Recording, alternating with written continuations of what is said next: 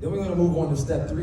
This is where the education starts, where we're going to actually show you how you choose your filing status.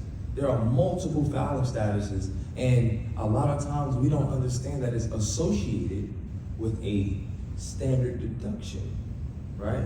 And that standard deduction is pretty much just saying what the IRS is going to allow you to deduct without having to enter any additional deductions. But if you're one of those individuals that have itemized deductions, pretty much that means that you have additional deductions that's going to exceed whatever the standard deduction is. So this is an example.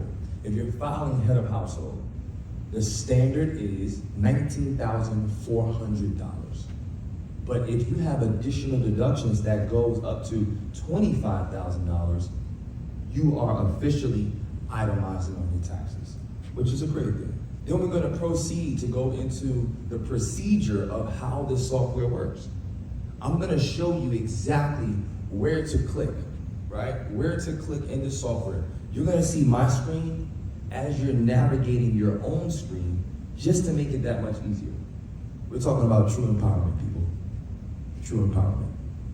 You're going to click at the top left of the screen. This is where you're going to be able to locate the proper document. And once you type in maybe the first couple of letters or first couple of numbers of that particular tax document, it's actually going to populate and show you exactly where that document is. And now all you got to do is play the match game. Box number 1 is going to go where? In the system.